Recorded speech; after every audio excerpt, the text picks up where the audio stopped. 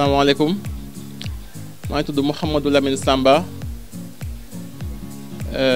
nekk directeur centre formation Abdou Aziz Sall centre formation basé à Dakar.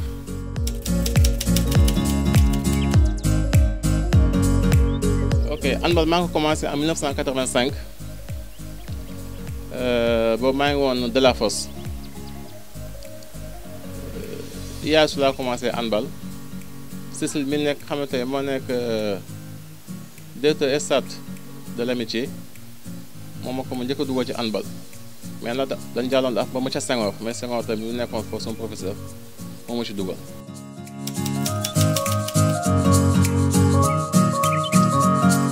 Le centre de formation Abdou Aziz Sall muy judd en novembre 2014 dañu commencé def suñuy phase de détection. mu duré 1 mois bi loolu pare au mois de janvier dañu commencé def suñu entraînement yi.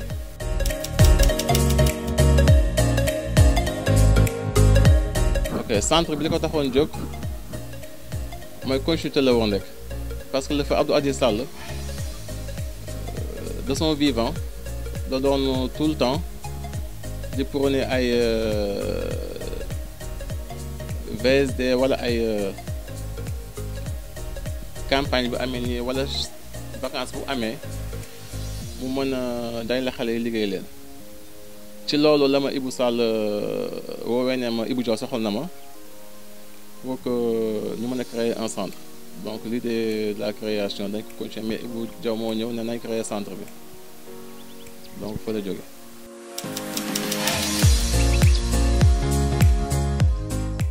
Donc CEFAS ni mu composé woo. Moi, dafa am une administration am ce qu'on appelle la technique. Bon moi qui vous parle ma directeur de centre bi. Il y a un trésorier mu ngi tudd Ibrahima Sall secrétaire général bi mooy Fatou Coulibaly Sall. Il y a aussi le responsable de suivi des études mooy Ndeye Astou Gueye. Am secrétaire général adjoint mooy adjudant chef Cissé. On a aussi 2 docteurs, docteur Sokhna Dioum et Idrissa Yaya Souma. Nous sommes du côté administration. On a aussi Balla Gueye, moi c'est le responsable du site internet. On a aussi ouvert un site internet pour le centre. Du côté technique, il y a Aaron Moustapha Lo, moi le manager général. Il y a Aimé, moi la formation des arbitres. Malik Bey, moi la formation des gardiens de but. Moussa Sarfat Sagna, nous avons la formation des filles.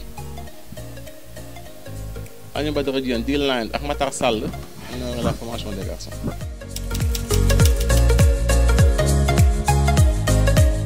Le projet dans le court, moyen et long terme, c'est d'abord nos propres installations.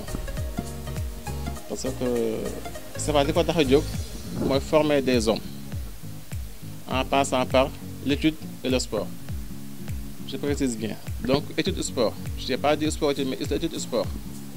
Donc, on se focalise d'abord sur l'étude de nos pensionnaires, soit de nos jang, ou bien de nos métiers, nous menons accompagner, le sport vient en complément. Le fait qu'il y ait sport, au moins jang bi mën dem, wala métier bi non jang mën dem. Donc, dans l'optique, quand nous créons le centre bi, mën leen promouvoir jàngal leen handball encadrer leen sur le plan scolaire sur le plan social sur le plan études du responsable des études et sur le plan médical du l'existence de nos kinés et de notre médecin. Donc dans le futur ce qu'on voudrait créer une académie loger nos pensionnaires mën a liggéey comme ce qui se fait à l'extérieur.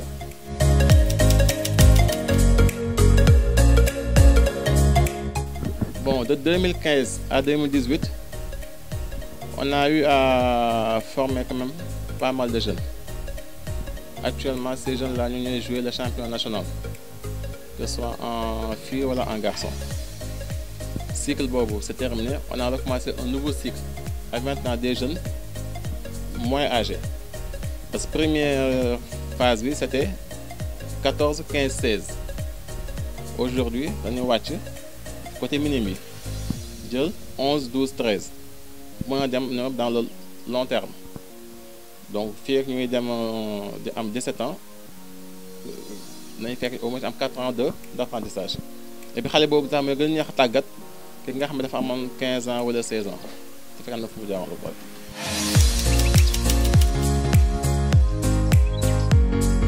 bon, au début, avec la création du centre, il y avait quelques malentendus entre les clubs de Dakar. Parce que lorsqu'on s'est réunis, on s'est dit que nous allons créer un centre.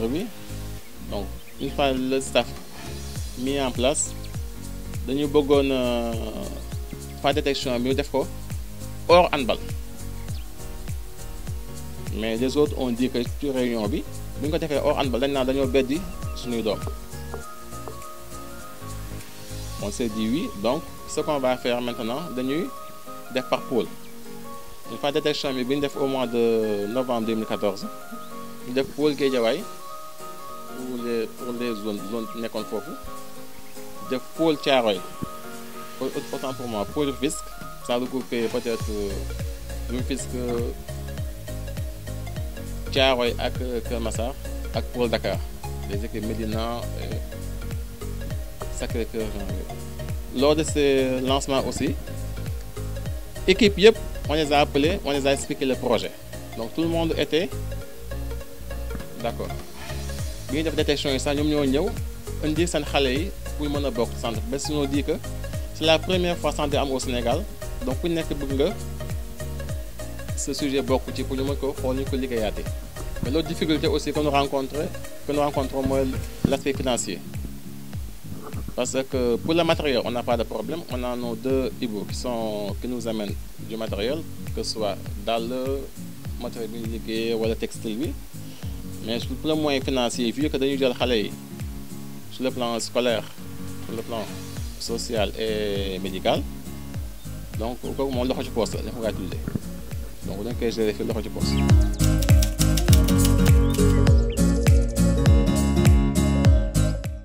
Moi, le cycle bi jeexee parce que dañoo waxoon dañuy koy commencé 2015 ba 2018 il fallait am 3 ans.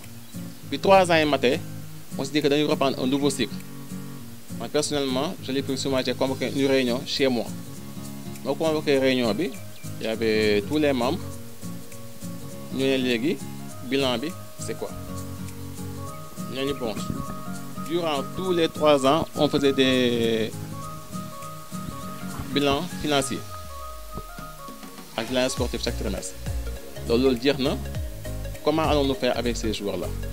Nous mënuñu former xale 3 ans après nga téye ko loolu xel mënu ko nangu. Donc ñun on va les libérer pour nekk dem jouer le club de son choix.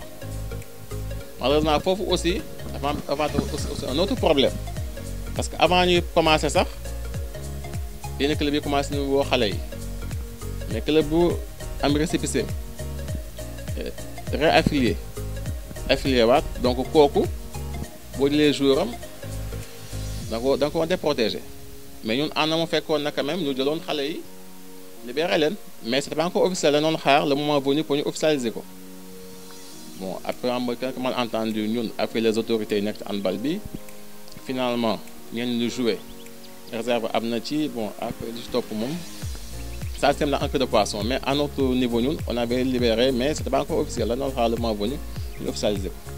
Nous aussi, on n'a pas venu vers nous pour nous demander le pourquoi. Nous avons mis l'instant.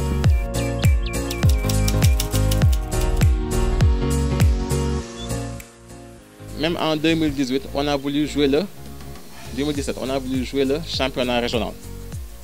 Pour vous aussi, il y en a d'autres qui sont venus pour nous dire que si nous récépissons Guénégoul, on a que le certificat de dépôt, donc récépissons Amoul, donc nous sommes affiliés, nous sommes jouer.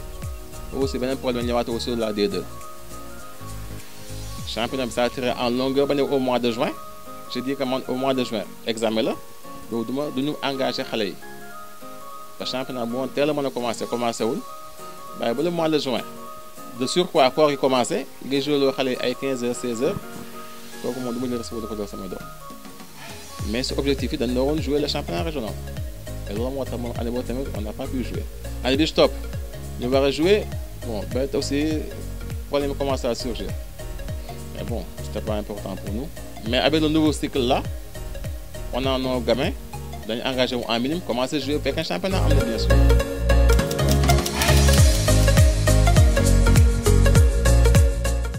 handball sénégalais dans son ensemble parce que mën naa ko considérer en deux parties petite catégorie bi ak senior bi bu dee petite catégorie bi ñu jàngi formé mais aujourd'hui il faut que ñu jàppale leen parce que ils sont seuls ils sont laissés à eux-mêmes il faut ñu jàppale leen et là je voudrais lancer un cri de cœur que les entraîneurs nationaux il faut ñu wàcc ci terrain bi jàppale ñi nekk dans la formation